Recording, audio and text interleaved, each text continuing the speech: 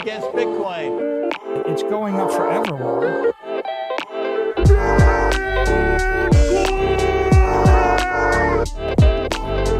You're against Bitcoin, you're against freedom.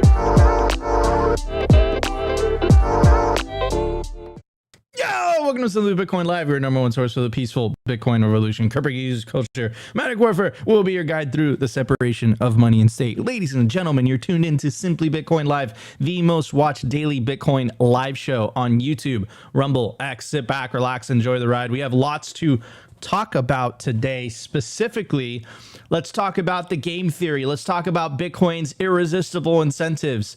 It's absolutely hilarious. Quick recap, right? We had, they made it an electoral issue. We had the current administration has been extremely hostile towards the industry, to say the least. They've used lawfare. They've locked some of us in a box. You know, they denied Caitlin Lon's federal banking charter. They went after Bitcoin miners. They had the 30% proposed income tax on Bitcoin miners just to go after the industry.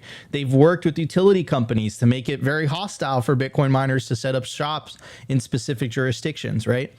And then what happened was that created an opportunity, because it is an election year, for the opposing candidates, specifically RFK and Donald Trump, to capitalize on it. And they realize, okay, if you are gonna ostracize a huge demographic, a huge voter base within the United States, this gives me an opportunity to go after those voters. I don't trust politicians, but I do trust their incentives, and they obviously want to get elected. And there's enough of us Bitcoiners that we are a powerful voter base. And that's exactly what happened. Now, what was really interesting, what backfired completely, was that as soon as the leading Republican presidential candidate, Donald Trump, basically made it part of his campaign, and he's been saying this at speeches, he had the famous speech at the Libertarian Conference, they realized very, very quickly, the Biden administration, that holy cow, perhaps this isn't a winning issue. So they've done a little bit of a walk back. The first thing that they did was they announced that they were going to start accepting donations. The second thing, and this news just dropped recently, was that they announced that they were going to meet with certain members of the Bitcoin industry in Washington, D.C. It's just hilarious how they're trying to walk it back. But what I will say is that talk is cheap, actions are expensive. And so far, their actions have proven that they're still hostile towards the industry 100%. However, they realize maybe this isn't popular. Maybe this isn't popular with a voter demographic that we need to win. Now, what makes me extremely bullish about this is the fact that both these potential presidents have come to the realization that they need Bitcoiners to win an election. That is absolutely amazing. We've come so far as an industry, as a movement, and it's just begun. This is just the beginning. By 2028, I made this prediction a couple months ago. It's happened a lot sooner. I basically said that by 2028, having an anti-Bitcoin stance would make you unelectable. Well, it seems like it happened a lot sooner on the presidential level. And I would say I wouldn't be surprised that we had a actual Bitcoiner, not a candidate who's pro-Bitcoin, but an actual Bitcoiner in the White House by 2028, by 2032. I think one of the things that are gonna signify that we've won this is as soon as Ross Ulbricht gets freed from prison. He's become a figurehead for the movement. They absolutely locked him up for as much time as they had because they wanted to make an example out of him, right? So this isn't over until Ross is out of prison, and this isn't over until there's a Bitcoin flag over the Federal Reserve and the Federal Reserve is no more. Of course, I got to remind everyone that this is a peaceful revolution. This isn't a kinetic war. This is an information war. This is about winning over the hearts and minds of individuals, getting them to see the truth that fiat is a scam and Bitcoin is hope. Bitcoin is the better money. Now, it sucks for politicians. It sucks for people that have been taking advantage of the existing system, because that's where they get, that's their source of power. That's their source of funding, is being able to create money for free that the rest of us have to work for. So is that a bad thing? Is it a bad thing that not only the government can create money, anyone is entitled to create more Bitcoin as long as they can pay for the electrical infrastructure? It doesn't matter where you are. Is it a bad thing that the world moves to an open monetary network where there isn't a bureaucratic elite that gets to pick and choose who is entitled to use money, who's not entitled to use money? I would like to believe that the world would be a much better place and a much more peaceful place and a much more equitable place if everyone was entitled to use money, no matter where you happen to be born in, and everyone was entitled to make more money if they had the resources in order to invest in the necessary infrastructure in order to mine more Bitcoin. I would like to believe that world is a much better place. Don't let the politicians gaslight you into thinking otherwise. Also, in other news, it also seems like the European Union continues to go down the totalitarian path, but they said the quiet part out loud. In fact, this is kind of like an old clip, but I'm actually going to connect it with two of the news that have broke recently. One of them basically admitting that this self-custody thing is a problem.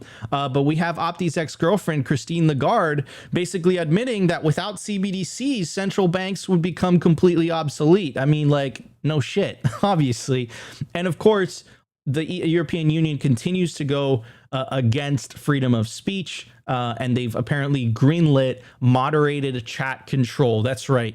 You can't chat freely. You can't converse freely without the godlike approval of the bureaucrats basically getting to dictate what you can say and what you can say, what you cannot say. So a very kind of scary world. And the reason that we always talk about freedom of speech issues is because freedom of speech is the front line.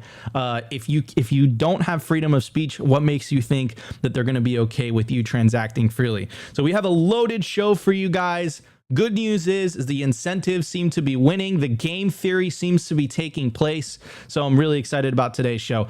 No more delay. I do want to bring in our co-host, who's always optimistic, Optimus Fields, in the house. How you doing, Opti?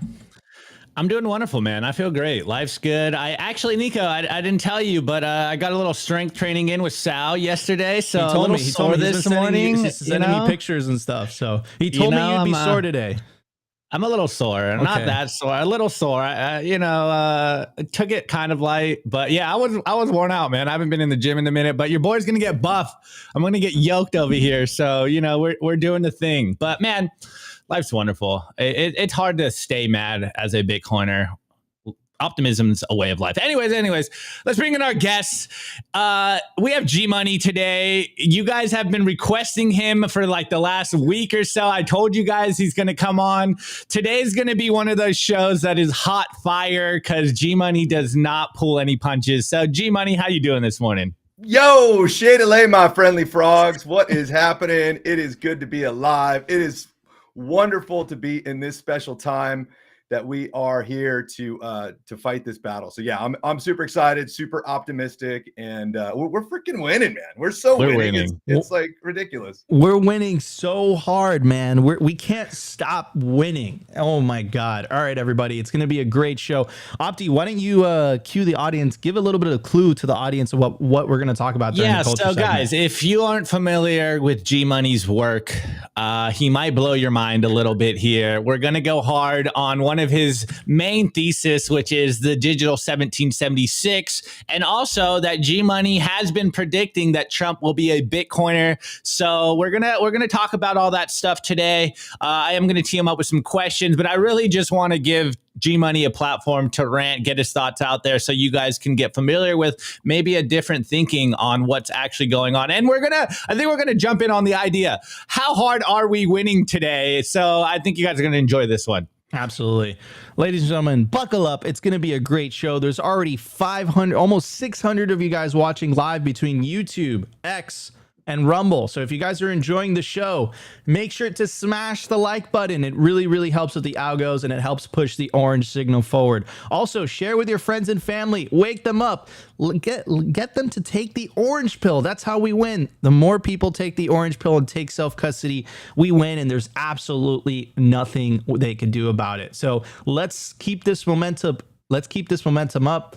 Let's push the orange signal forward. Anyways, before we jump into the show, I do want to give an amazing shout out, special shout out to our lead sponsor. And of course, I'm talking about Bitcoin Well. Bitcoin Well is the best place to build your automatic self-custody Bitcoin stack. Buy real Bitcoin. Enable your independence with the fastest and safest way to buy Bitcoin in Canada and the USA. All you got to do to get started is to head over to bitcoinwell.com today, put in your email address, you get started. It's a clear 1% spread, which is the industry standard at this point. It's obviously Bitcoin only, and it's completely non-custodial. What does that mean? That means it is self-custody by default. As soon as you buy Bitcoin on Bitcoin Well and your funds clear, it goes straight to your self-custody Bitcoin wallet address. It doesn't allow you to leave Bitcoin on the platform. This perfectly aligns with the Simply Bitcoin ethos of the separation of money and state, because self-custody is the revolution. Also, every time you buy Bitcoin on Bitcoin Well, you earn Bitcoin Well points, and you can use those points towards the Bitcoin wishing well. Let's toss a coin into the Bitcoin wishing well. Again, you want points?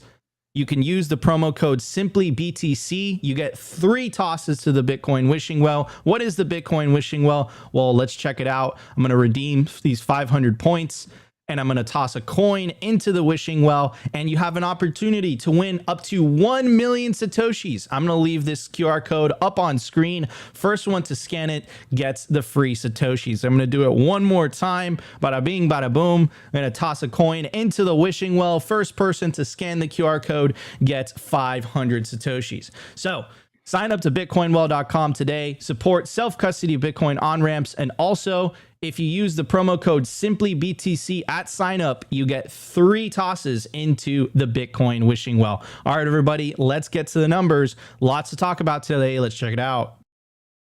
The Bitcoin numbers. Is your Bitcoin in cold storage really secure? Is your seed phrase really secure? Stamp Seed's do-it-yourself kit has everything you need to hammer your seed words into commercial-grade titanium plates instead of just writing them on paper. Don't store your generational wealth on paper. Paper is prone to water damage, fire damage. You want to put your generational wealth on one of the strongest metals on planet Earth, titanium. Your words are actually stamped into this metal plate with this hammer and these letter stamps. And once your words are in, they aren't going anywhere. No risk of the plate breaking apart and pieces falling everywhere. Titanium stamped seeds will survive nearly triple the heat produced by a house fire. They're also crush-proof, waterproof, non-corrosive, and time-proof. All things that paper is not, allowing you to hodl your Bitcoin with peace of mind for the long haul. Stamp your seed on Stamp Seed. All right, everybody, I made it incredibly easy for you guys. You could scan the QR code on your screen right now. I'll take you directly to the Stamp Seed website, where you can use promo code SIMPLY. You get 15% off. At the time of recording, the Bitcoin price... Wait, Nico, sorry, can I cut you off? We did get a super chat already. Shouts out to our boy Vake. Super chat of $5. He goes, we're winning so hard, Opti can't afford McDonald's for dinner tonight. Dude, McDonald's dollar menu is off the, Air off horns, the menu, baby. bro. Air It's too horns. expensive. It's too expensive now. What happened to the McDonald's dollar menu? Inflation destroys everything. At the time of recording, the Bitcoin price is $64,550. Sats per dollar, 1,549. Block height, 848,505. Blocks to halving, 201. 495. Halving estimate March 25th, 2028. Total Lightning Network capacity 4,816. Bitcoin capacity value $311 million US dollars. Realized monetary inflation 1.58%. Market capitalization 1.27 trillion. Bitcoin versus gold. Versus gold market cap 7.98%. In the grand scheme of things, we are just getting started.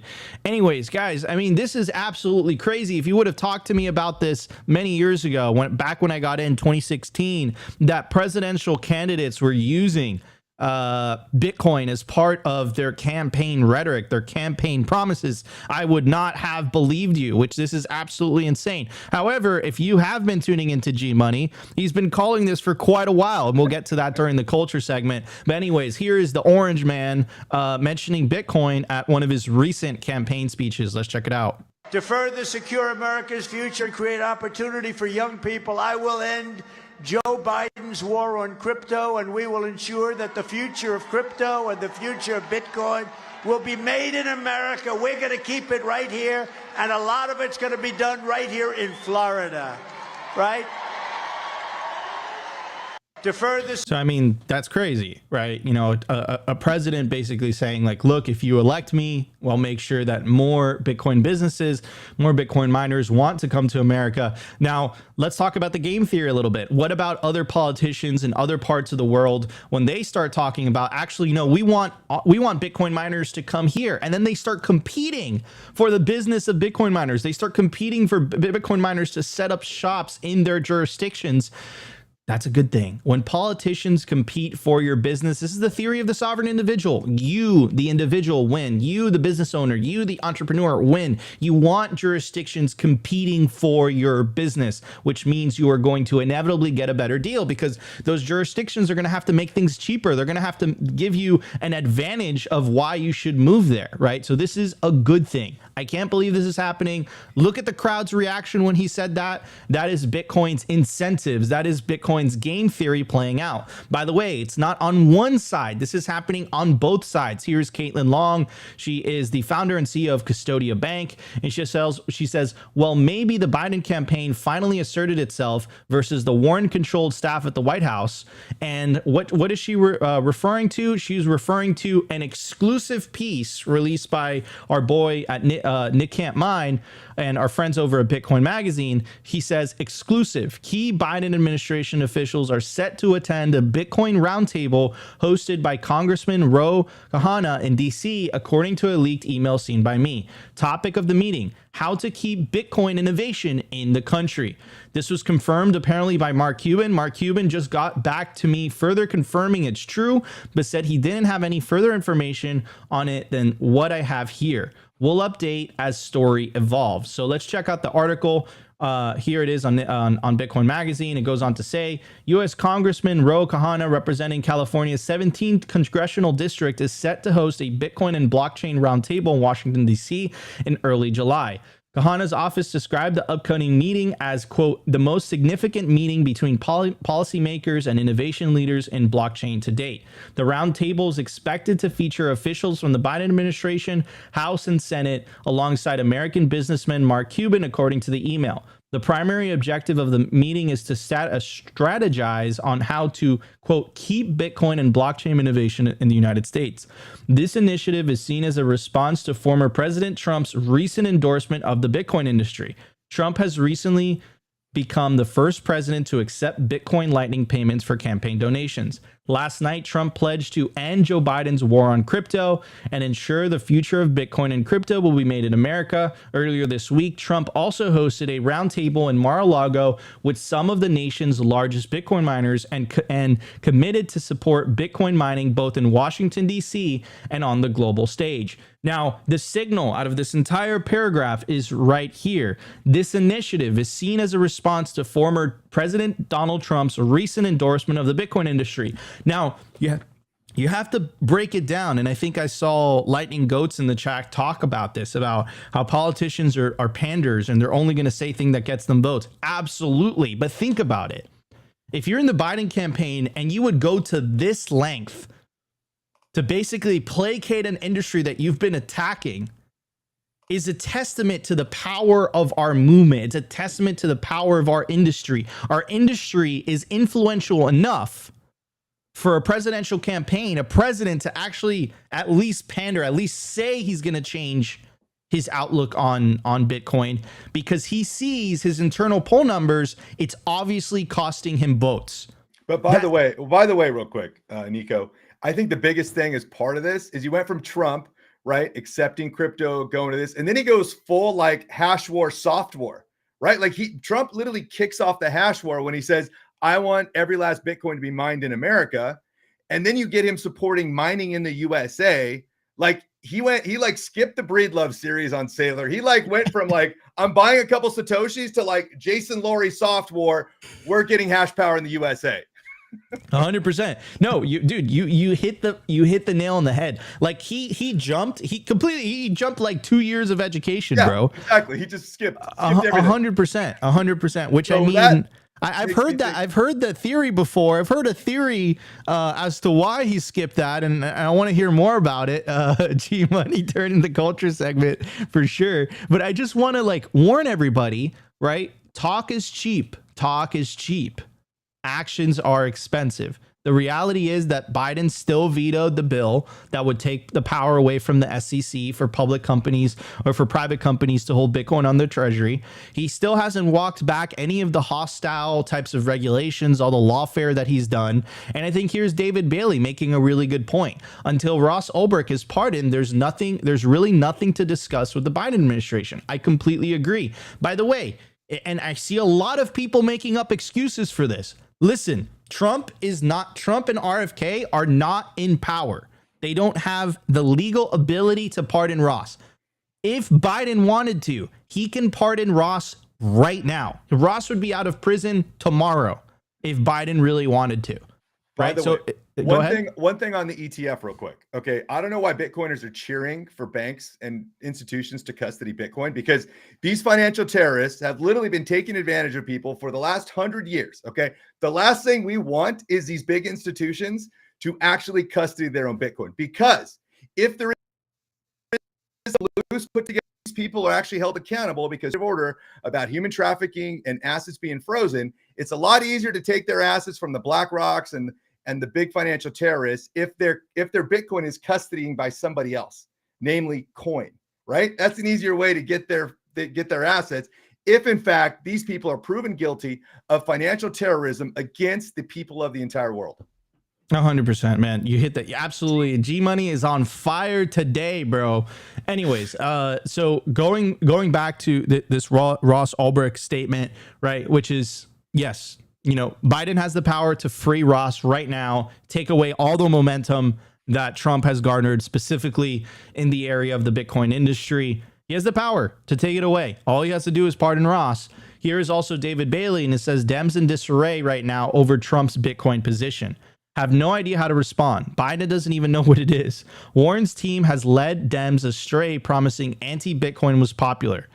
They're not sure where to go next. No plans to change DNC platform at this time. So again, like, talk is cheap. They can say that they're meeting with the Bitcoin industry. They can say that, you know, Biden is accepting donations, but talk is cheap. Actions are expensive. So far, they've talked the talk, but they haven't done anything to back it up. And here is one last take from Ansel, which I think is a really important take, which is whether the campaign promise is kept or not, the Overton window has been shattered in favor of Bitcoin. And I think that's a really, really important point, because even if, right, you know, Trump does not come through whatsoever with anything he's talking about, even if Biden doesn't come through with any of the things he's talking about, the reality is, and I think we saw this yesterday when we played you guys the video by Representative Tom Massey, where he was literally saying, I read the Bitcoin standard and now I've introduced a bill to end the Federal Reserve in the United States. And by the way, you know, since 10 years ago, 10 times the amount of representatives have signed up to support the bill. So we're definitely making progress. The Overton window is shifting. It's our responsibility as individuals, as Bitcoiners. Remember, we are a movement now. This is a movement. This is the real deal, right? We are now entering into mainstream politics. We have to keep up the pressure. We have to make our voices heard. We are individuals. We have the power. All it takes is agency. You have to get involved, convince the people around you that it's not left versus right. It's not conservative versus liberal. It's the party of orange, the party of freedom, peace, prosperity, opportunity, no war, versus the party of war, nihilism, slavery, poverty, and of course, I'm talking about the party of green, the party of fiat. Anyways, before I pass it on to GMoney, we did get a super chat, but like, bro, you got to work on your handle name. We can't pop that up. Appreciate it, Hunter, for the get the shower ready comment. Anyways, GMoney, read the comment. We can read the comment though. $5 Canadian, $5 Canadian dollars. Rugpull Radio over Simply Bitcoin. Sorry, fam. Much love though, bro. Come on. All right, we did get another one in here though, Nico. Yeah, we got the other one. I can't read that, homie. Oh, okay. Never mind. Thank you, bro. Anyways, all right, guys. G-Money Maybe in the those house. are my people getting a little rowdy. No, It's all good. We love it. We love it. Love your people in the chat, man. G-Money in the house, bro. What are your thoughts on this? I mean, this is just pandering, bro. This is just like there, but like, explain this to me, dude. Like, they can't be this stupid. Like, you can't tell me there's no way they can be this stupid. Like, it reminds me of like the Pikachu face meme, like caught in 4K, like completely surprised. Like, how did you ever think that an anti-Bitcoin campaign was going to be popular with a key demographic that you guys need to win, which is the younger generation, which tend to vote Democrat? Well, I mean, I think we have to look at it from the architectural standpoint, right? We are actually battling proof of stake, right? These are stakeholders. These are employees of the Federal Reserve. These are prostitutes to the Federal Reserve that will do anything that they tell them to do in order to preserve their fiat system. And so we shouldn't even look at it from a political standpoint, right? We should look at it from a proof of stake system hanging on to its very last piece of life, while there is this proof of work system sitting over here that people have the choice to make to jump onto that system. Love it. Couldn't agree more. Man, I told you this is going to be a great show. I thought he was going to go on a tangent, but I'll take it. Short little bits. I'll take it. Opti, you have another question for G-Money?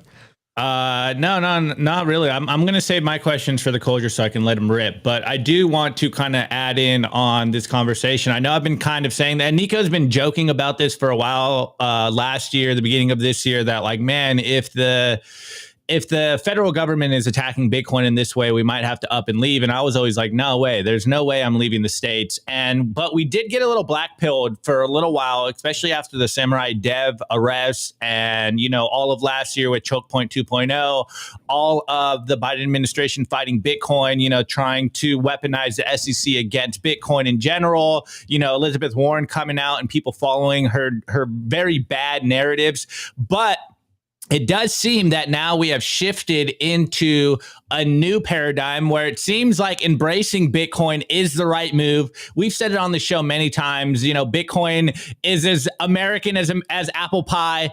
And I know Nico might cancel me on this one, but, it actually seems like we might make America great again, not because of Trump, but because we are embracing Bitcoin. Because of Bitcoin. And when you fight Bitcoin, you will lose. And we're seeing this happen. And again, I always forget what the defining thing was, but it happened last year. And the legacy media was putting it out that Bitcoiners as a voting bloc is one of the biggest voting blocs out there. And now they're realizing the power of Bitcoiners, the power of, all of us. I wouldn't say we're all single issue voters, but if you fight Bitcoin, then you're going to lose. And so we are seeing in real time that either side of the aisle is accelerating clown world, and Bitcoin is going to win. It's going to prove that it's the superior way to not only look at the world, but the superior way to store your value. And again, what do we always say? You're against Bitcoin. You're against freedom. Let's go. Oh man. Well, let's break down the realization of the society and the architect we live in. We live in proof of stake, okay? And so for those that think Trump's going to just eliminate the income tax, free Ross Ulbright, right? Like do all these amazing things, which sounds way too good to be true, right? He just can't come in and just eliminate the income tax, okay? In 1776, did they vote their way out of tyranny? Were they able to actually just vote and say, hey, king, leave us alone. We don't want your tax anymore? No, right? Like pain and suffering is what made America great, right? The resilience of Bitcoiners are second to none, right? The resilience of the patriots in this country, the Trump supporters, whatever you want to call them, right, are resilient to the fact that we can outlast their propaganda, okay? And so what we should do is Bitcoiners should be looking at the long game here, all right? Because like, what if Trump doesn't win, right? I mean, who controls the voting nodes, right? The voting nodes are controlled by the state electors. The state electors then have to go to actually the vice president and then has to sign off on those state electors to say they're legitimate. Okay, there are so many levels to the rank and file structure of our government that we are like kind of dumb as Bitcoiners thinking we can actually beat their system in a proof of stake network, right? Because we know proof of stake, we have no power, right? Power back to the people is proof of work. And so we know that even with 1 million coins like Satoshi, he has no ordinary or extraordinary influence over the network just because of how many coins he has, right? But in this stakeholder network, like for instance, Trump was found guilty in 34 violations, okay? If Trump is a felon, all of you guys are felons, okay? And you need to start acting like felons, right? In a peaceful way, right? Which is Stop paying your income taxes to pedophiles.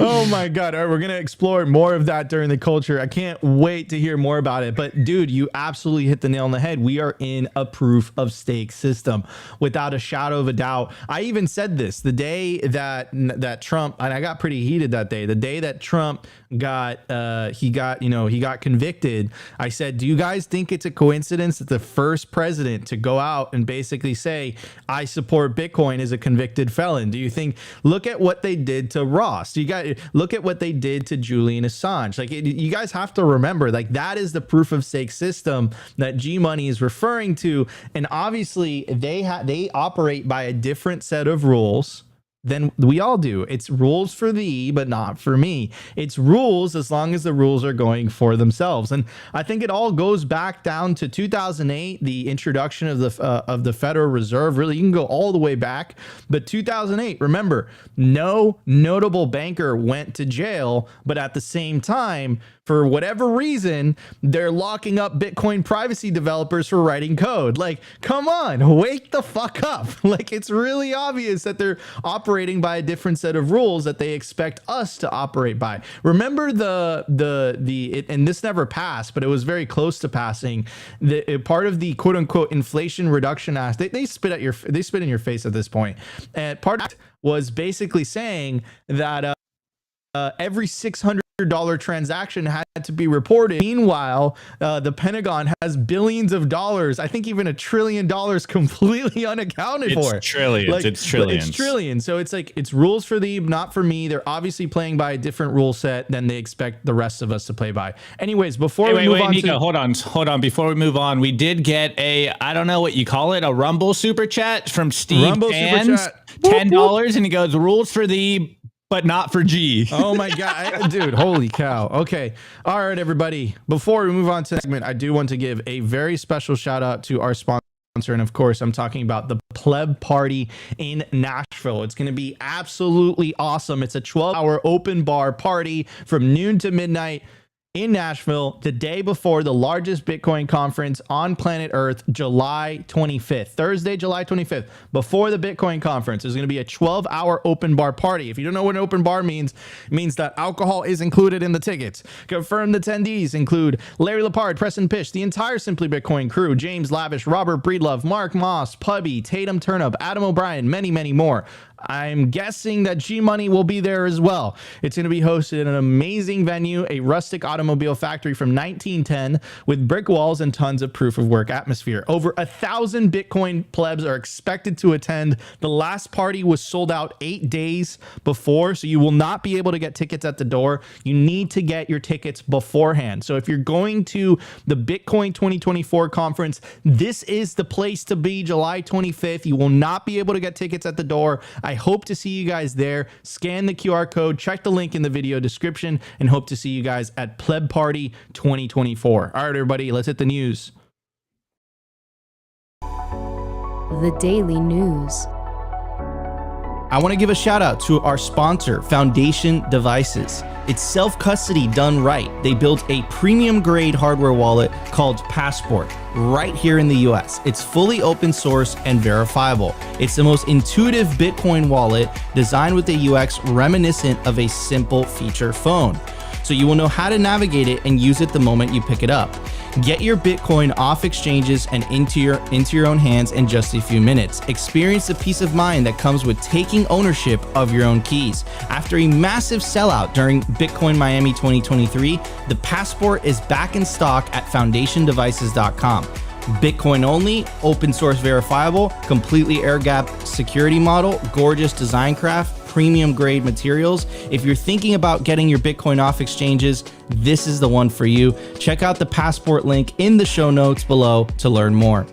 All right, everybody, I made it incredibly easy for you guys. Scan the QR code on your screen. That will take you directly to the Foundation Devices website where you guys can get yourself a passport hardware wallet. Remember, guys, not keys, not your cheese. You want to take self-custody of your Bitcoin. That's how we win this peaceful Bitcoin revolution. All right, everybody, let's talk about Opti's ex-girlfriend, shall we? And of course, I'm referencing the head of the European Central Bank, Christine Lagarde, and she says the quiet part out loud. She admits that without CBDCs, central banks risk becoming obsolete. Quote, if we're not able in experimenting and innovating in terms of digital central bank money, we risk losing the role of anchor that we have played for many decades. We have historical examples where the central bank monetary anchor was not there. That certainly was the case at the time of the free banking in the 19th century. Do we want to go back to those days? Probably not. What I would say, Christine Lagarde, is let's talk about those days, right? So she and I keep hearing this also. This was one of the excuses that the economic presidential report used as well. Like, do we really want to go back to the wildcat days of banking and all that stuff? My response is, listen, the biggest depressions and recessions happened under central banking. 1929, the 2008 financial crisis, and a bunch of smaller ones in between. The two biggest world wars happening under central banking, right? World War II and World War I, right? So all of that happened during the era of central banking.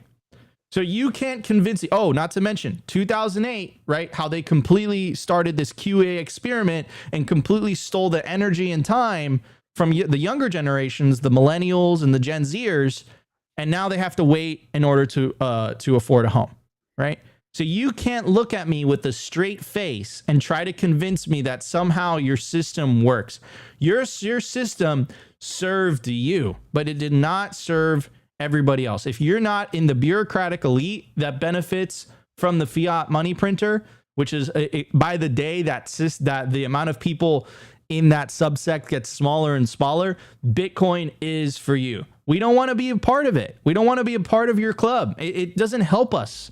And you know what tells me that we're winning is that they say this type of stuff, which is like, no, like this system is awesome. This system is good for you guys. It's not benefiting us. Now, the awesome part, though, is that as they continue to squeam and they continue to see the writing on the wall and they say, oh, crap, like our monopoly on violence, our ability to coerce people is not giving us the desired result, the state doesn't really know, doesn't really have another alternative. Like they can't compete on the open market. They would get completely crushed by entrepreneurs in the free market. So they have to coerce people into using their system. Now, what's really interesting is that there's a lot of things that stem from a system of coercion, right? And one of the themes that we always say on Simply Bitcoin is we say Bitcoin or slavery. A system of slavery / theft, I think that's really important to understand, requires coercion in order to function. All censorship / control laws stem from this simple issue. I can't emphasize that enough. So the reason that they're censoring the way they are, the reason that they don't want free speech, the reason that you have Barack Obama going out and basically saying we can't have individuals having a Swiss bank account in their pocket comes from the fact that their system is based on theft. And in a system based on theft, they have to coerce people to use it. And that is in stark contrast to a system based on incentives. When the CCP banned Bitcoin mining within their borders and the hash rate dropped by 50%, taking the price along with it, the hash rate recovered and the price within 9 months without any central authority, without any government telling those miners to plug back in. It was mere incentives alone. It was miners chasing profit. I don't run a node, and of course I run the Start9. Highly recommend it. There's a promo code down in the video / podcast description.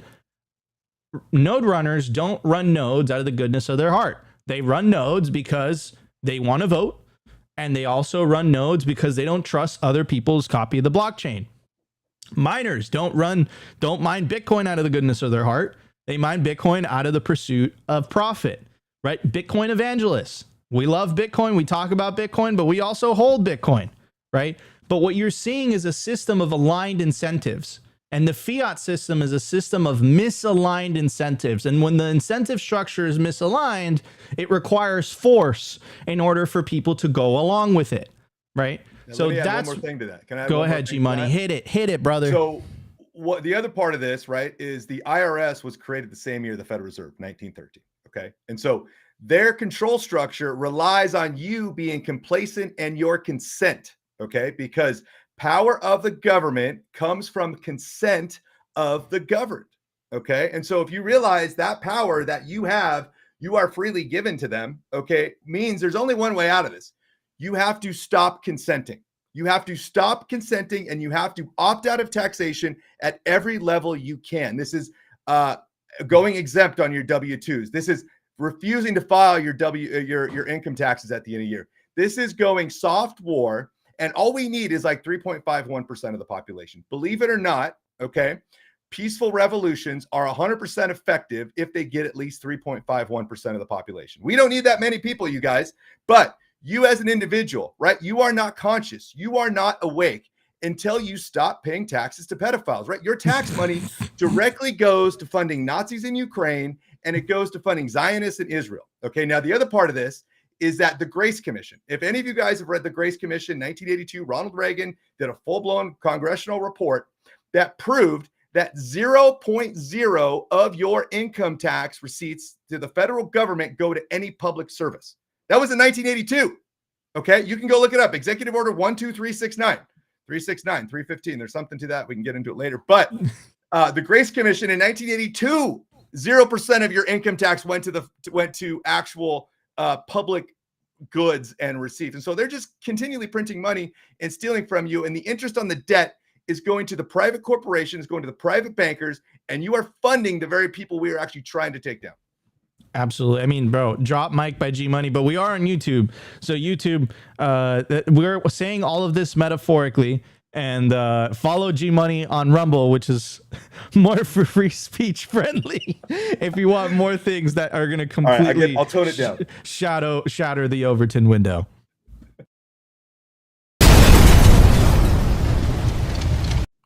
All right, everybody. But like, here's the thing. Blacked out. All right, what I will say, ladies and gentlemen, is that there's two forms of taxation, right? There's direct income tax, which unfortunately is part of the social contract, and yeah, it's a whole other conversation. But the other taxation that no one has agreed upon, which is taxation via currency debasement. And the way that you protect yourself is, of course, by buying Bitcoin, earning Bitcoin, and putting Bitcoin into self-custody. Just use Bitcoin. Don't use their money. Their money is not for you. It's for them. Bitcoin is for you. It's not for them. That's why they despise it. Anyways, going back to something that we've been covering. This is, I find absolutely hilarious. EU's encryption report finds layer 2's private ownership of Bitcoin problematic for law enforcement, right? Which I find absolutely hilarious. And here, more news coming out of the EU. This broke today, actually. The name of the article is "Going Dark: EU Council to Greenlight Moderated Chat Control." It goes on to say the Belgian EU Council presidency seems to have bulk chat control searches of our private communications greenlit by EU governments on Wednesday, June 19th June. This confirms concerns that proponents of chat control intend to exploit the period shortly after the European elections, during which there is less periods of attention and the new European Parliament is not yet constituted. There is no way to implement such protocols in the context of end-to-end encryption communications without fundamentally undermining encryption and creating a dangerous virtual vulnerability in core infrastructure that would have global implications well beyond Europe. The good news is that many EU governments have not yet decided whether to go along with the final Belgian push for chat control. Goes on to say, we ask that those playing these word games please stop and recognize what the expert community has repeatedly made clear. It goes on to say, contact your government and tell it to vote against chat control on Wednesday. Like, what I gotta say about this is a symptom of a system that is based on theft. This is a symptom of a system that is based on coercion. And that system will become more and more tyrannical as the system continues to degrade and break down. They have no choice but to look. I'm gonna reference the Solzhenitsyn quote, right? They're lying. We know they're lying. They know we know they're lying, and they're lying anyways. And the reason that they're doing that is because they don't have a stop. Like, it's not like we believe the legitimacy of the guy behind the podium anymore. I think there's been a great awakening in the last 4 to 5 years. The internet has empowered individuals, peer-to-peer, mass scale, peer-to-peer communication. People don't believe the Wall Street Journal anymore. People don't believe the New York Times anymore. So now people are doing their own research. And now what do? Do they say, okay, guys, we have to change things? No, they double down on the tyranny and they say, listen, we know you're lying. We know that you know we're lying, but we're going to force feed you this shit anyways. And if you don't believe us, we're going to censor you and we're going to shut off your money. Like, that's where it's going. So when we say Bitcoin or slavery, it is not an exaggeration whatsoever. This is the world. These are the two choices in front of you, and you have to decide. And I think this is where GMoney is ahead of this movement, right? It's ahead of this movement. He's ahead of this movement when he's saying what he's saying, because he's correctly identified their source of power. And their source of power is the central bank. It is the Federal Reserve. It's their ability to create money for free that everyone else has to work for. It misaligns the incentive structure of society. Politicians don't have to do good by their constituents. They just have to make sure that their moat is protected, and their moat is the Federal Reserve. So politicians are not working for you, right? Yeah, exactly. They're not working for you. They're working for the Federal Reserve. That is their boss. It's not you. And that's the system we must end. And the way that we end it is peaceful revolution. We just opt the fuck out. Opt out, because their system needs us and we don't need them. Anyways, GMoney, what's up, brother? Yeah. And so one thing I wanted to say about that is Andrew Jackson, right? Importantly, it's talked about draining the swamp. Okay. In Ronald Reagan's Executive Order 12369, it was labeled drain the swamp. Okay. How do you drain the swamp, right? The swamp's energy relies on endless money printing. Okay. So you're not just going to come in there. Trump's not just going to come in there and fire, 1 million federal employees. Okay. If you want to really drain the swamp, Bitcoin does it automatically, because you remove the energy system, the currency that you pay these federal employees with, the bureaucracy. The swamp literally drains itself, because they no longer, right? These freaking government employees, guess what? You guys are going to have to learn how to code, right? Or like clean toilets, or learn how to start flipping burgers, because there is no way people are going to work for an inferior currency when they no longer have the power of the purse. Go off, King. 100%. And I think, you know what? And I think that there is people in the conservative movement that have identified this.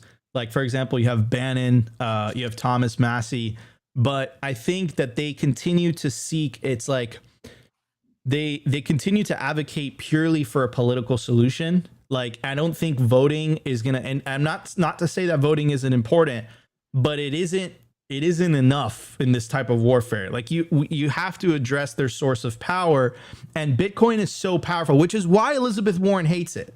This is why in the European Union they're saying what they're saying, because the politicians see the writing on the wall and they realize, holy crap, we can't make this thing go away. And if we can't make this thing go away, they're in a battle against time before you said 3.5, I would say like 5-10% of the population wake up and they say, yeah, I don't want to deal with euros. I don't want to deal with, like, you guys could keep that. And then the veneer goes away, like the curtain opens. And what you're going to see behind that curtain is not going to be pretty. Like, I don't want to see Christine Lagarde naked, like it's going to be crazy. Right. So anyways, Opti, what's your take on all this, brother? Oh man, that was a good one, Nico. That was actually funny one. That was actually a funny one. All right. I don't want to rehash what Nico and GMoney were saying, but since we started this with Christine Lagarde, I think it's very fitting to kind of go down the aisle of, like, let's just all acknowledge that central banking has failed in their main course of action because their motto was basically to stabilize the world economy, and it's never been more volatile. Like, it's never been worse, and it's because we have given them control, or rather they took control, at night at a secret meeting on Jekyll Island. And now 100 years later, the scam has been exposed because of us Bitcoiners, because of the fact that we're able to communicate of what's actually going on in the world. And for people that understand the scam going on, it's very simple what the goal of the central bank was. And it's always been about extracting value from the ordinary person. And this is what we're seeing right now. And this is why we advocate Bitcoin to save in something that cannot be debased, that they can't control. And that's why we think Bitcoin is such a revolutionary technology. It's such a revolutionary idea, because now they have no power here. It's like literally the Star Wars meme of like, you have no power here. But just any Nico, I'm sorry, but any chance I get to just dunk on the EU, I'm going to take it. And the EU is so cucked. Like, they just want to keep their citizens poor and uninformed, and everything they're doing recently just further drives the nail on that point, that they want you deaf, dumb, and blind. And they're going to continue to pass or try to pass all kinds of crazy laws and censorship things to basically wrestle control out of your liberties and take your rights as much as possible, and always frame it in this idea of like, oh, we're doing this, protect you. This is for your safety, citizen. Trust us. And if you are watching this right now, or if you're a Bitcoiner and you've been a Bitcoiner for a while, you understand that information is powerful. Hence why you have to educate yourself outside of the quote unquote trusted experts. And, just a very simple call of action. Like, if you refuse to be poor, seek the truth and start saving in Bitcoin. Stop using the enemy's money, because that's what fiat currency is. And like, I was just thinking why you guys were going of the classic, like, who radicalized you meme. And it's always you did. Like, it was the actions of the federal government. It was the actions of the central bankers. It was the actions of the politician and their ilk that made us come to this point where we're like, look, we are separating money from state. You have no power here. We're saving in Bitcoin. Yes, we know it might end up tumultuous, but this is and can be a peaceful revolution. All you have to do is save in Bitcoin and really ignore the stuff coming out of their mouth, because it's all lies. But there's still a transition stage where they do have some semblance of power, at least to the normie population. But I think that's slowly dwindling. Hence why we're winning as Bitcoiners. Just keep spreading. We're winning so hard. We're winning so hard. Let's continue self-custody. Let's continue winning, ladies and gentlemen. All right, everybody. Before we move on to the culture, I do want to give an incredibly special shout out to our sponsor. And of course, I'm talking about the Orange Pill app. Stack friends who stack sats. The Orange Pill app is the Bitcoin social layer. Join the 10,826 Bitcoiners that are currently on the app. It's a great resource to connect with fellow like-minded individuals. You'll only find Bitcoiners on the app. They have a very clever filtration system. Also, they have a really cool geographical feature. So if you travel to a new city, you move to a new city, you don't know anyone around you, you pull up the Orange Pill app, it will literally show you the Bitcoiners near you, and it will allow you to send them a message so you guys can connect in meet space. Believe it or not, guys, connecting in meet space is actually important. Also, one of the best ways to reach me is the Orange Pill app. So if you want to send me a DM, don't send me a DM via Twitter, send me a DM via Orange Pill app, and I make sure to get back to each and every single one of you guys. Download the Orange Pill app today, scan the QR code, or check the link in the video description. Let's hit the culture and talk to GMoney. I can't wait. I'm excited. Let's check it out. The Daily Culture.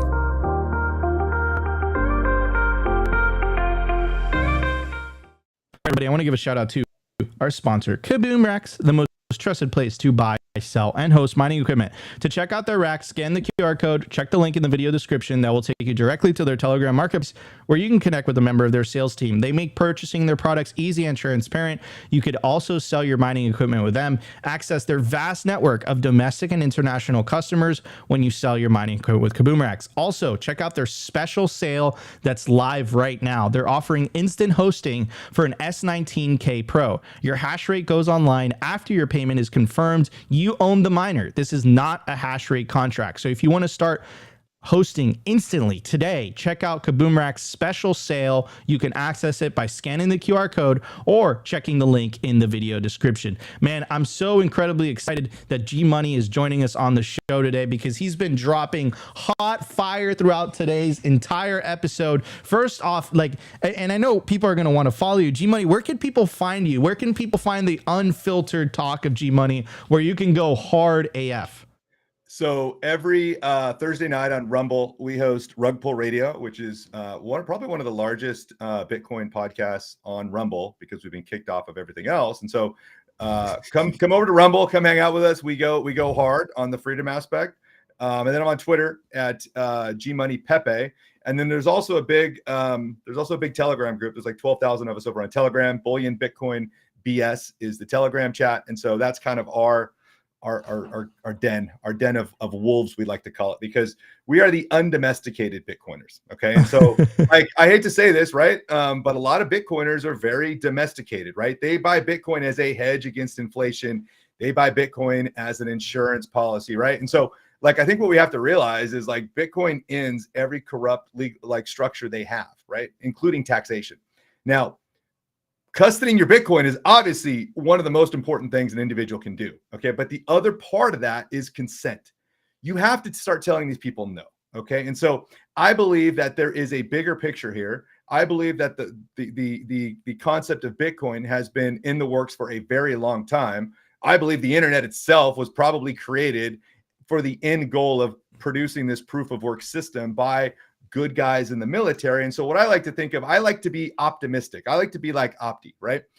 All the people in the military, all the people in government aren't bad. Okay. There are some good people out there, and we need to focus on the positives that we think may be a connection to this overall plan to save humanity from central bankers. Could you talk a little bit about and you keep referring to, and you keep dropping little hints in here and that stuff. I just want to also, GMoney, we don't have the freedom like you have at Rumble, so we have to move with the Overton window. Unfortunately, it's the way the rule. That's the way that YouTube works. Unfortunately, it is the way it is. Even though I agree with everything you have to say, but let's talk about that. So what makes you so confident in believing that there is kind of these guys in government that want to essentially free mankind from this, some people call it the administrative state, the deep state that is fueled by the central banking system?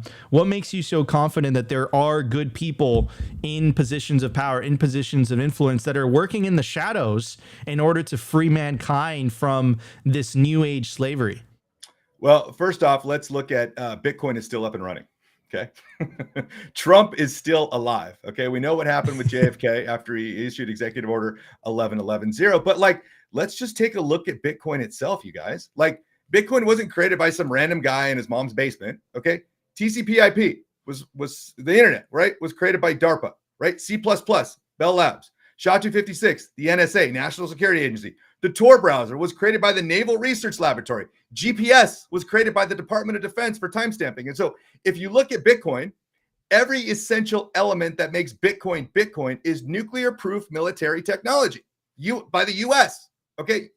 Bitcoin was literally made in the USA. Okay. And what we have is a lot of Americans that are arrogant, unfortunately, because we've been at the top of the food chain. We've been the reserve currency of the world. So we're kind of like these vault dwellers. Have you guys seen Fallout, right? The new, of course, series, right? And so Americans are kind of like these vault dwellers. We're all safe in our, in our little homes because we got hot showers and meals every day. And then you go above the surface to the real world where it's inflation land. You go to a country like Venezuela or something, and you're in the wasteland, bro. You can't talk your way out of a power projection in that area because they're using guns, right? Food is scarce. It's the real world. And so us as Americans, we have an ability to build up these things in our mind that believe that, everything in America is good and this is that. But in reality, we're literally slaves to Rothschild bankers. Okay. And so once you take that, America, rah, rah, rah, is the one and end only, we need to go beyond that. Bitcoin or America was created before the Rothschild bankers took over, right? We need to get back to 1776. We need to get back to the roots of the Constitution. Bitcoin is our digital constitution. Okay. Bitcoin is a declaration of independence in cyberspace. Bitcoin is a First Amendment, Second Amendment, Fourth Amendment, everything combined, a super amendment given to 8 billion people on the planet all at once, so they can tell the governments to go F themselves and opt out of the system completely while preserving their energy in a system that no government can confiscate or actually block your ability to transact. Love it. Drop my Wait, GMoney. Go ahead. Go, Nico. Yeah, you can chime in. Hit it. All right, yeah, you touched on it, and for those that aren't familiar with your work and what you do over at Rugpull Radio, can you elaborate on the whole digital 1776 thesis for the audience? They might be new to this idea, and you did just touch on it, though. Cool. Yeah, let's go through that. So funny enough, right? The U.S. government actually put out a guide back in January of 2009. And this guide, January 2009, we all know is the Genesis block, right? The day that Satoshi created Bitcoin is actually January 3rd, 2009, and then released to everybody January 9th. But believe it or not, the U.S. government put out a counterinsurgency guide, okay? This counterinsurgency guide was nicknamed Coin, literally Coin, okay? And in the context of Special Operations Forces, counterinsurgency, right, is abbreviated as Coin. And what counterinsurgency means is what it's short for, its definition, is defined as a comprehensive civilian and military effort taken to simultaneously defeat and contain insurgency and address its root causes. Okay. Now, if you want to talk about a military-civilian alliance, maybe there are some people out there in the military that initially preserved the network structure, right? They were running nodes. They were running miners, right? The three biggest miners in the world, China, Russia, the US. What if these guys, their back channel militaries are working together so we don't get nuclear fallout, right? So we don't let the military industrial complex put us into a nuclear wasteland. Because again, these military contractors are beholden to what? Their shareholders. War is good for the American government. War is good for the military industrial complex. The US corporation is a business, you guys. And we need to defund that business by taking self-custody over Bitcoin and stop paying our taxes, okay? And so if we look at what the battle is for counterinsurgents and insurgents, right? What happened in 1776, right? Well, we were technically the insurgents, whatever. But you look at it from these 2 points of perspective, right?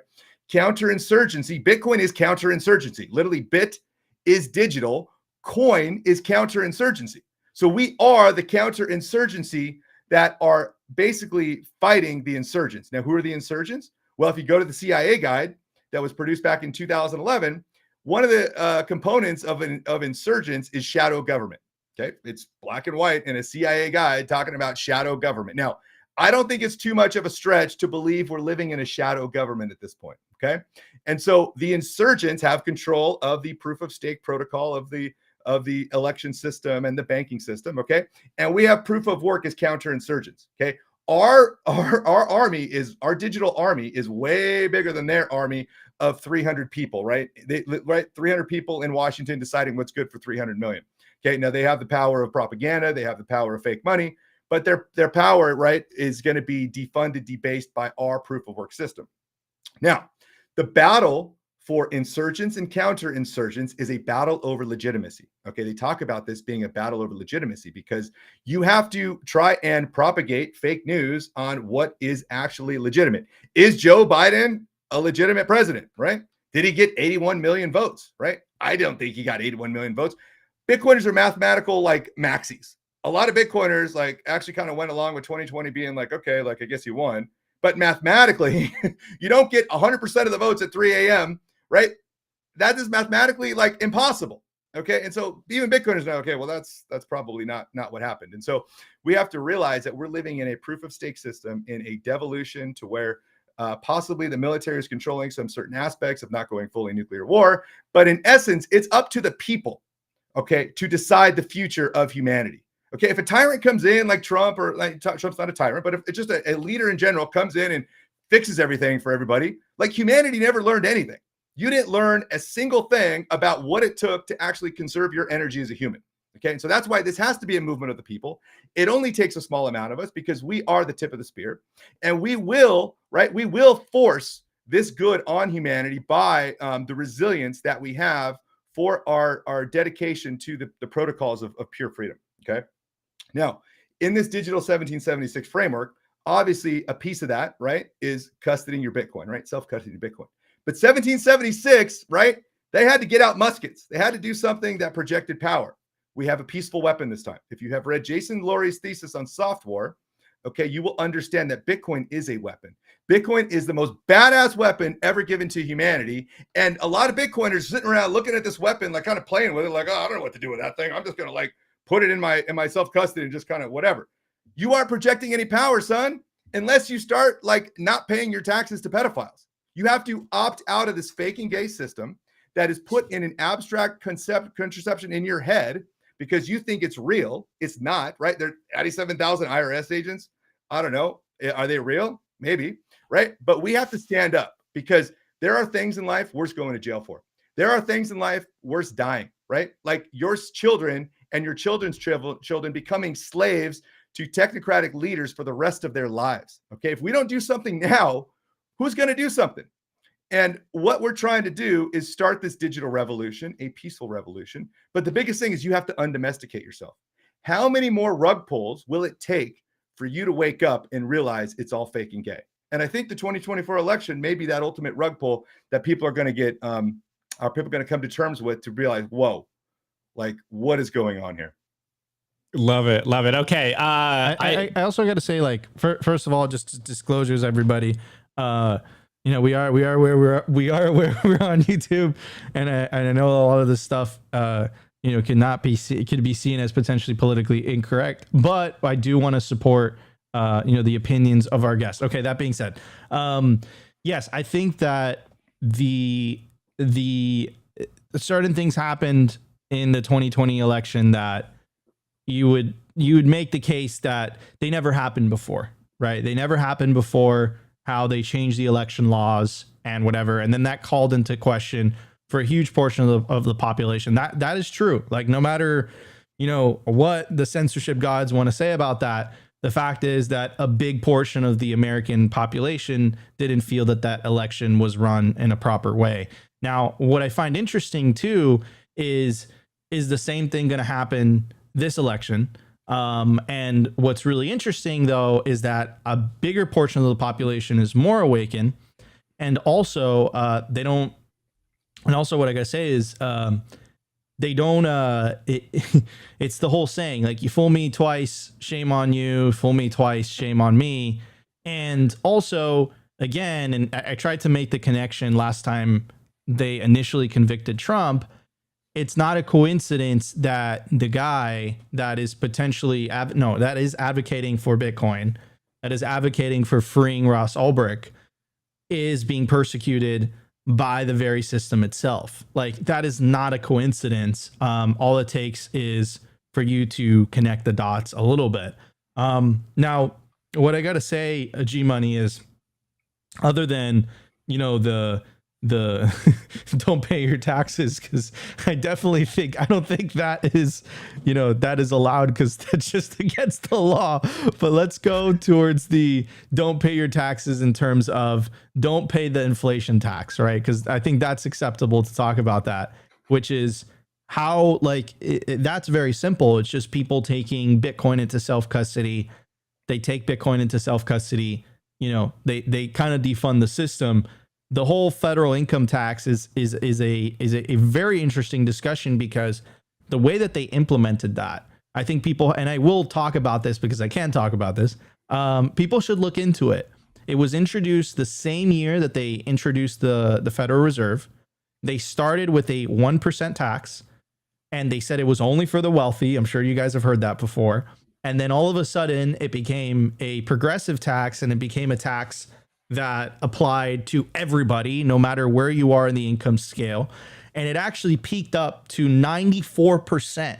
If you were in the top tax bracket, you had to pay 94% of your income to the government. And then during World War II, they implemented the payroll tax. So that thing, if you're a W-2 employee, that thing where you don't even get your full amount of money earned your employer actually acts as an agent of the government and pays the money directly to the government. They did that on purpose because the vast majority of people in the States are employees, right? So if you have the government, if you have your employer acting as a tax collector for the government, paying to the government directly, then the probability of people noticing it is a lot less, right? And remember, when they rolled out the payroll tax and when they rolled out these high income taxes, it was to justify paying for World War II.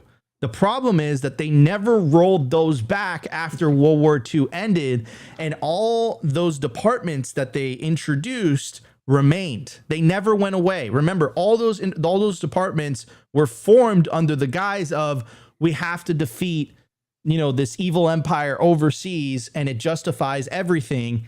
When that was done, it never went away. It remained. Right. So what you're saying is the proof of stake network made a protocol change that you didn't like, and then you couldn't do anything about it. They couldn't do anything about it. And so, go ahead. But what the other part about the taxes thing, right, is that if you really understand the way it was created, right, like you were talking about the IRS and stuff, what is your end game, Nico? And I would ask that to a lot of Bitcoiners. Eventually some of us are going to spend our Bitcoin, right? We're not going to live forever. Okay. Michael Saylor has a $35.1 billion yacht or $1 million yacht, whatever it is, right? He lives a nice life, right? He spends some of his money. Okay. We're all going to spend some of our money.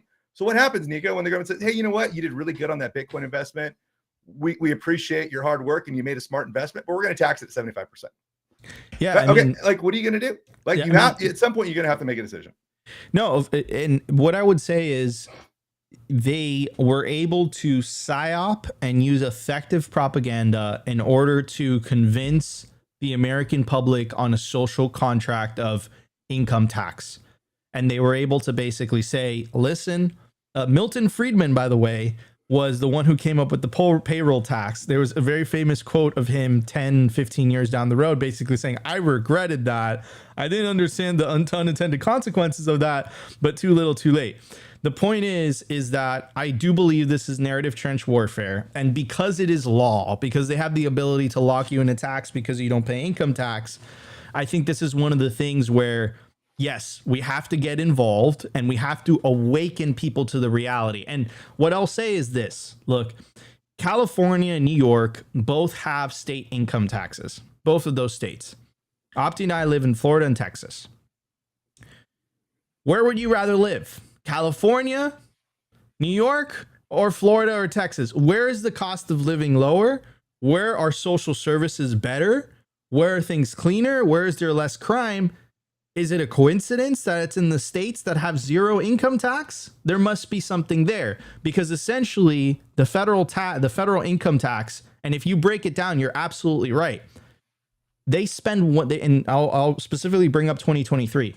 They spent $1.7 trillion more than they collected in tax revenue. They had to print the difference, right? So, and one of the theories that G. Edward Griffin made in The Creature from Jekyll Island is he's basically making the case that the federal income tax was more so established as a system of control rather than actually raising revenue for the federal government.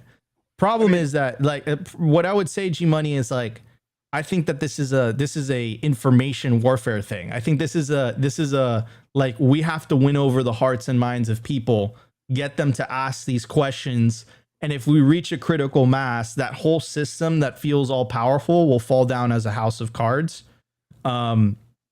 But it is the social contract that people have agreed upon, even though I don't think that they knew what they were really agreeing upon. I think they got psyoped into agreeing into it. Your agreement is voluntary. You have to actually physically write things out to send into the federal government. Now, I haven't filed my taxes in 4 years because once they stole 2020, I refused to, I opted out. Okay. Now, if something happens to me, you'll know you'll know if something happened. I kind of put myself out there. And so we'll see what happens. I believe it's fake and gay. I believe there's not 87,000 IRS agents. And I believe that it's all a psyop to remain in control. Okay. Because they cannot, there's already 80 million Americans that aren't paying their taxes, right? And they're not getting into trouble, right? We see what happened with Hunter Biden, where they're not going after these people. They don't have the resources to take us all to lawfare, take us all through the court system. And then what are they going to do? They got to pay for our room and board. in a prison that they have to also pay for? Like, think of the game theory there. Well, I'm just going to hold on my Bitcoin, right? You want to put me in prison? I'll just hold on my Bitcoin because you can't actually outlast, right, the thing that's coming that's going to, you know, smash your entire system, because your laws, right, your laws are fake and gay. Your laws do not are not in harmony with nature, because your laws are based upon theft. Okay, and I do not agree to your laws. I have a moral obligation to stand up to you, and I will do that. And my brothers that will do that will stand with me. Now, some people aren't ready for that yet. You guys will jump on board when people are comfortable. I'm not saying this is for everybody. I'm saying this is how we win, though. Like, at the end of the day, this is what it comes down to. And so it may be a few years before that actually happens. Yeah, man. I mean, it's just obviously, like, we can't advocate for that on Simply as an organization. Can I? But you're free to do that as an individual, man. Can I pivot the convo a little bit, Nico? Because there's something I do want to talk about with GMoney on the show. And before I do that, though, I think the last time when I did go on Rugpull Radio, we both agreed on the idea of legitimacy, and I bring up that idea all the time on this show of just like, why do you trust the legacy media? You know, why do you think the central bankers have legitimacy? Why do you think the politicians have legitimacy? And I think we've all kind of are starting to wake up to this idea of like, who actually has legitimate control over our lives? Is it me or is it the state? With that being said, GMoney, I do want to talk about, we are running out of time here a little bit. We want to keep this show, you know, with roughly in the time frames, but you have this idea of games of Trump. And so you've been predicting that Trump would be a Bitcoiner. And I would just kind of tee you up with the question, is Trump really a Bitcoiner? Is this Trump embracing Bitcoin a trap? What's your thought on this? Because I see in the chat, everyone's like, oh, Trump's a trap. You know, this isn't good for Bitcoin. So what's your thinking on this? Yeah, Trump is a Bitcoin maximalist, hardcore Bitcoin maximalist. I would say he knew about Bitcoin way before a lot of his audience did, and he had to play kind of coy to the fact of what Bitcoin actually meant to humanity. Okay, and there's a reason for that. One is the network wasn't distributed enough when he came into power in 2016. Okay, the equal distribution of coins to the countries that need it the most are an important aspect of making Bitcoin successful. If you look at this chart of the hash rate, you'll see when Trump took office that Bitcoin hash rate was basically flatline. Okay. And then he went into office and look what happened, right? Literally, the hash rate starts to moon. He implements Space Force, right? We know where Jason Laurie comes from. And then we see this hash rate just go crazy to the moon. Now, the other aspect of this that I believe is a big part of it is the QAnon drops. Okay, now people are going to be like, oh my God, here we go, right? But I want to just put this out there. The highest form of ignorance is when you reject something you don't know anything about. And so a lot of people think the Q movement was something, they got their information from HBO, they got their information from CNN, right? But Trump never disavowed it. And this information drop of publicly open sourced information actually disassembled their network of media propaganda. Okay. Now everybody thinks, right, Epstein was running Pedophile Island, and you have all these other crazy conspiracy theories about a small group of people controlling the world through the power of the purse. And then we have this ultimate card. This is the ultimate proof. And I've been following Trump because what Trump did, Trump hired Brian Brooks when COVID money was happening, right? Brian Brooks is a major Bitcoin maximalist. He was hired as the Office of the Comptroller of the Currency. Him and Steve Mnuchin made it legal for banks to custody Bitcoin. So they injected Bitcoin way back in the day. And then all of a sudden you see the hash rate blow up. So I'm a big proponent of layer 2 systems on Bitcoin. I love Bitcoin Lightning. I love that it's not on chain, right? And then we have these other layer 2s for tokenization. Okay, tokenization, you guys, is going to be massive, and Bitcoiners have to open their eyes to it. Okay, not the runes, not the ordinals, not the inscriptions. The stuff on layer 1, I think, is a lot of bullshit. But these frogs behind me, these layer 2 tokens on Counterparty have been around for 10 plus years. Okay. And there's some really weird coincidences with some of these frogs that were minted back in 2016. And so if you want to pull up that video real quick, Opti, and play it, that was from my last time here. It was like, what, over a year ago? Play this clip. Love that. All right, this is the second one. Okay, so this one, we're going to put our tinfoil hats on, guys. Now, you may recall an anonymous letter of the internet between P and R from back in the day, okay? Right? The 17th letter of the alphabet, okay? This card was minted 45 days before that guy started posting on the internet. And I want you to scroll down and look at his health and look at his shield. And I want you to look at how many were issued. Okay, now, I don't know, you want to put a hat on, a tinfoil hat on. This is the card to do it with. Because 45 days before this guy ever started posting, this card was made and minted to the Bitcoin blockchain. Did that just blow your mind or what? That's fucking nuts, dude. And the wallet that That is created so this, weird. hold on a sec, it gets better. Love and that. so- All right, and this so- is the second one. Okay, so this one we're gonna put our down. But you know, what year are we in right now, guys? That Trump's gone full Bitcoin maximalist. We are in the year of the dragon, funny enough. Okay, and you see Trump on a dragon. Okay, that card was actually minted 58 days before the first Q drop. Okay, so if you want to like get the ultimate proof of that there is some like maybe conspiracy plan to like save the world with Bitcoin, that card on chain proves it. Now it proves it because like the mathematical anomaly that it would take for someone to figure out 70 letter alphabets Q, right? We get all this crazy stuff. But those are all the connections we make, right? We put an orange lens over the Q drops to show this as now, if you, right, if Nico, if your audience or you guys really maybe understood maybe some of the Q stuff, because it's all open source, anybody can go research the drops.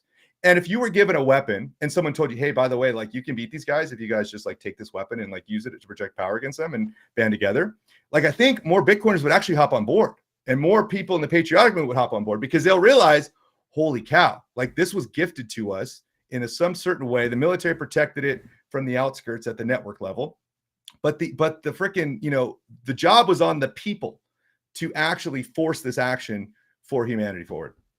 Man, dude, this is absolutely crazy. I love it. GMoney, when you come on the show, completely goes out of the Overton window. I love it.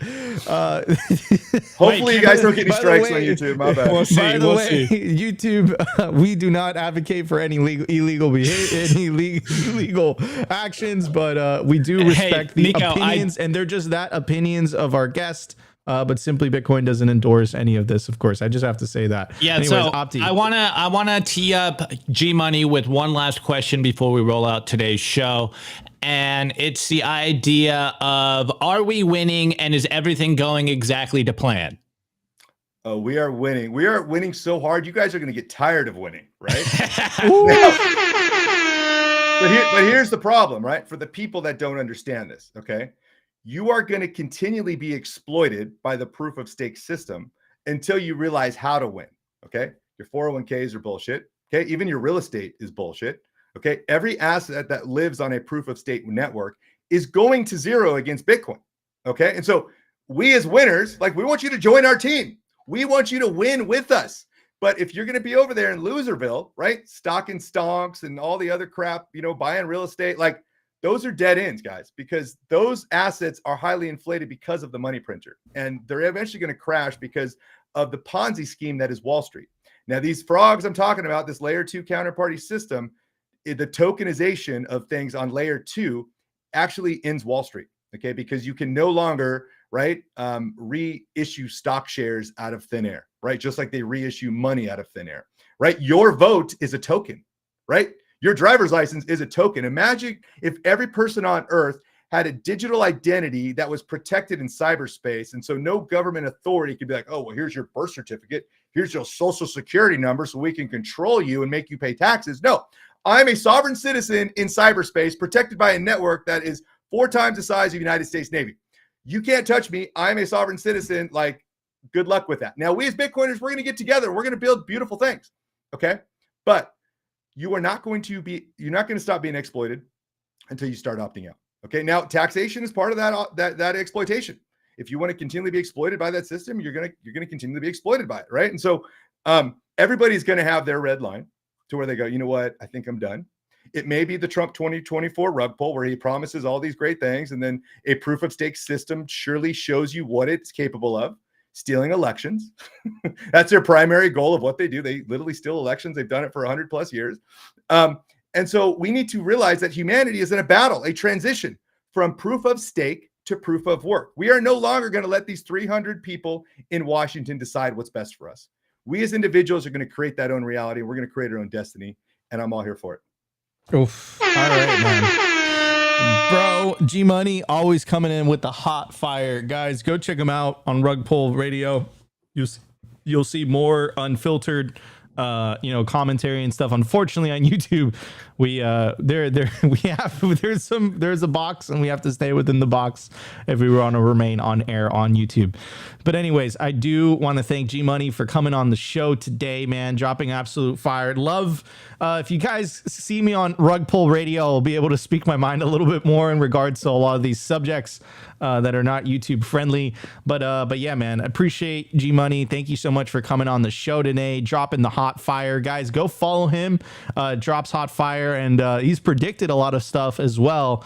And thank you guys so much for tuning into the June 18th 2024 show of Simply Bitcoin Live. I'm your host, Nico. This is my legendary co-host, Optimus Fields, and this is our guest for today, GMoney in the house. Love you all. We'll be back tomorrow for a brand new episode of Simply Bitcoin Live. This episode was brought to you by BitcoinWell.com, on a mission to enable independence.